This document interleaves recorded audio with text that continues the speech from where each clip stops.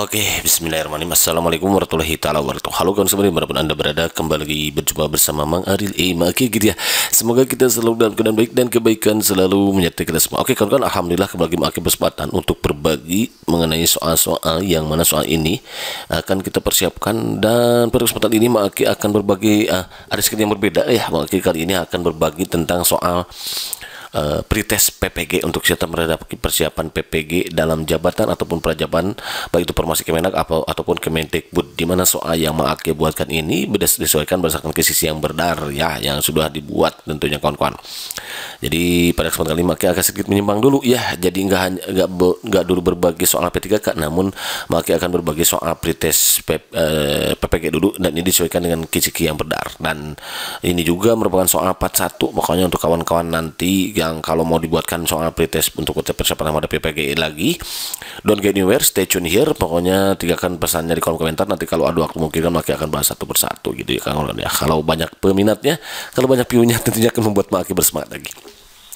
Oke, baik, untuk satu kita langsung ke 3P gitu ya. Nomor 1 nih.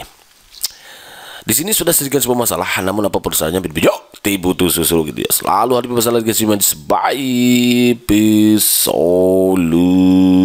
Biar apa? Iya betul, beda sih gitu kan ya. Asalnya kayak gini cenderung ya. Kemampuan berpikir untuk mengoperasikan kaidah-kaidah logika tapi masih terkait dengan objek-objek bersifat konkret merupakan ciri-ciri kemampuan anak berusia bla bla bla. A 0 sampai 2 tahun, B 2 sampai 7 tahun, C 7 sampai 11 sampai 12 tahun, D 11 sampai atau 12 sampai 14 tahun gitu ya. Nah, kalau kemampuan berpikir untuk mengoperasikan kaidah-kaidah logika tapi masih terkait dengan objek-objek bersifat konkret merupakan ciri kemampuan anak berusia 7 sampai 11 tahun. Nah, ini di kisi-kisinya itu berkaitan dengan penerapan teori pembelajaran konstruktivisme kawan-kawan ya. Nanti ada teori belajar yang biasa ya, yang biasa atau Jean Piaget gitu ya, yang biasa. Kemudian ada Ausubel ya, kemudian Brenner ya. Nah, ada Deans, nanti kita akan bahas pokoknya satu persatu lah. Don't go anywhere, stay tune here pokoknya. Apalagi kalau banyak peminatnya, maka akan semakin bersemangat lagi gitu ya. Nah, menurut Piaget nih, ini masuknya teori perkembangan kognitif Piaget. Nah, dalam teori perkembangan kognitif Piaget nih tadi ya, itu ada yang disebut dengan tahap sensori motor. Nah, ini usia 18 sampai 24 bulan, berarti kurang lebih sampai 2 tahun ya, 0 sampai 2 tahun lah. Pada tahap ini, yang pertama dari 4 tahap dalam teori Piaget ini mengenai perkembangan kognitif anak ya. Bayi mengembangkan pemahaman tentang dunia melalui koordinasi pengalaman sensorik ya, melihat, mendengar dengan tindakan motorik, menggapai dan menyentuh. Nah, perkembangan utamanya ini adalah pemahaman bahwa ada objek dan peristiwa terjadi di dunia secara alami dari tindakannya sendiri. Misalkan jika ibu meletakkan mainan di bawah selimut, anak tahu bahwa mainan yang biasanya ada dia lihat kini tidak terlihat, hilang, dan anak secara aktif mencarinya. Pada awal tahapan ini anak berperilaku seolah mainan itu hilang begitu saja, gitu kan kon ya. Itu 0 sampai 2 tahun. Kemudian ada tahap praoperasional 2 sampai 7 tahun ya. Sampai 7 tahun ya. Selama periode ini anak berpikir pada tingkat simbolik, masih simbolik, tapi belum menggunakan operasi kognitif. Artinya anak tidak bisa menggunakan logika atau mengubah, menggabungkan atau memisahkan ide atau pikiran ya. Oke, jadi ini anak tidak bisa menggunakan logika, dia masih berpikir menggunakan simbolik ya.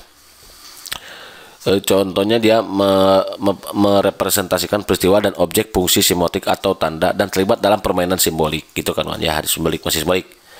Lalu tahap operasional konkret yang tadi itu 7 sampai 11 tahun. Nah, ditandai dengan perkembangan pemikiran yang terorganisir dan rasional. Biasa menganggap tahap konkret sebagai titik balik utama dalam perkembangan kognitif anak karena menandai awal pemikiran logis karena itu ini berpikirnya. Jadi pada tahapan ini si kecil cukup dewasa untuk menggunakan pemikiran atau pikir logis, tapi hanya bisa menerapkan logika pada sifat objek fisik. Nah, kayak tadi ya, objek fisik. Nah, kalau lalu tadi masih menggunakan apa? Terkait dengan objek-objek bersifat konkret fisik, berarti ya 7 sampai 12 tahun kawan-kawan gitu. Jadi Ini masuknya tahap operasional konkret. Dan terakhir itu ada tahap operasional formal. Ini 12 tahun ke atas. Menurut tahap terakhir ini dimulai dari 12 tahun sampai dewasa. Mereka memperoleh kemampuan untuk berpikir secara abstrak dengan memanipulasi ide di kepalanya tanpa ketergantungan pada manusia konkret. Jadi jadi sudah di abstrak nih, tingkat abstrak. Itu operasional formal. Itu kan ya untuk tahapan perkembangan kognitif Ian biasa atau Jean Piaget gitu ya. Itu kan understand? Tidak mantap. Kalau mantap, next number 2. Menggunakan potongan sapu lidi, kelereng, globe, gambar-gambar yang menyangkut pembelajaran IPA serta IPS sebagai media adalah sesuai dengan tahapan perkembangan berpikir anak yang dikenal dengan tahapan A. Anak memahami bilangan dan angka tetapi masih terkait dengan objek bersifat konkret, operasional konkret yang tadi ya 7-11 tahun. B. Pengamatan dan penginderaan yang intensif terhadap lingkungannya, sensori motor. C. Dominasi pengamatan bersifat egosentris. D. Kemampuan mengoperasikan logika yang tidak berterikat lagi dan dengan objek yang bersifat konkret, operasional formalnya. Jadi yang ini masuknya tadi jadi pakai sapu lidi, kelereng, globe untuk menyangkut pembelajaran misalkan penjumlahan gitu ya. Ini masuknya ke tahapan operasional konkret yang tadi kah. Ini masih yang biasa ya kawan-kawan, Jean Piaget gitu ya. Jadi mantap itu yang A begitu kawan. That's it. Ini mantap, next. Seorang peserta didik selalu ingin mendominasi dalam suatu kelompok belajar. Dia tidak memberikan kesempatan anggota lain untuk mengumpulkan pendapat. Jika teman lain yang memimpin dan mengendalikan jalannya diskusi, ia memisahkan diri dan cenderung belajar sendiri. Peserta didik tersebut mengalami permasalahan dalam perkembangan A. Sosial emosional, B. Kognitif, C. Moral, D. Spiritual. Nah, perlu kawan-kawan ketahui bahwa perkembangan sosial emosional merupakan proses di mana anak belajar beradaptasi untuk memahami situasi dan emosi dalam berinteraksi dengan orang-orang di sekitarnya. Mendengarkan, mengamati, dan meniru apa yang mereka lihat. Itu ini. Nah, kalau kita mungkin kan sebagai guru tidak menutup kemungkinan menemukan beberapa siswa yang kalau disuruh kerja kelompok, dia itu mendominasi gitu dalam kelompoknya, dan ketika orang lain mengumpulkan pendapat, dia memisahkan diri dan cenderung belajar sendiri gitu ya. Jika teman lain yang memimpin mengendalikan jalan di diskusi, dia memisahkan diri, dia mau jadi sifatnya yang seperti itu. Nah, berarti dia sedang ada permasalahan dalam perkembangan sosial emosionalnya kawan-kawan. Yang A gitu ya. Jadi yang ini wrong. Jadi jawaban yang benar yang A. Begitu kawan. Azid. Hidup. Cepat top. Kalau top next number 4.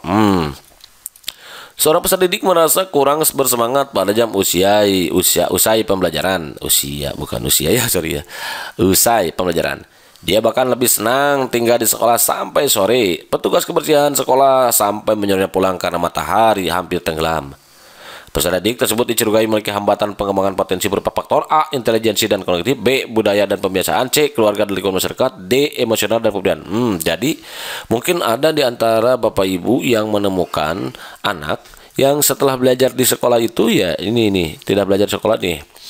Dia nggak mau pulang, dia tetap mau di sekolah, dia mau pulang ke rumahnya. Kenapa hal ini bisa terjadi? Maka ini faktor yang menyebabkannya bisa merupakan faktor keluarga dan lingkungan masyarakatnya. Siapa tahu dia nggak mau pulang karena di rumahnya dia selalu teraniaya gitu misalkan ya. Tidak mau pulang karena ada masyarakatnya, misalkan dia selalu dicegat oleh ada masyarakat atau preman gitu. Nah, ini merupakan hambatan pengembangan potensi berupa faktor keluarga dan lingkungan masyarakat. Jadi jawaban yang tepat yang C. Begitu kan? Z. Hidup. Top. Kalau top next number 5. Nah, ini sudah ada jawabannya yang A. Ya udah jawab yang A aja lah. Gitu ya. Oke. Saja kayak gini Bang ya. Peserta didik telah memiliki moralitas benar peserta didik yang telah memiliki moralitas mungkin maksudnya ya. Peserta didik yang telah memiliki moralitas benar-benar diinternasikan dan tidak didasarkan pada standar-standar orang lain. Jadi tidak kumaha orang gitu kan kawan. Dia mengendalikan tindakan moralnya alternatif menjadi pilihan-pilihan dan kemudian memutuskan berdasarkan suatu kode moral pribadi itu. Hal ini merupakan contoh perilaku moral spiritual pada tahapan penalaran pasca konvensional kawan-kawan ya.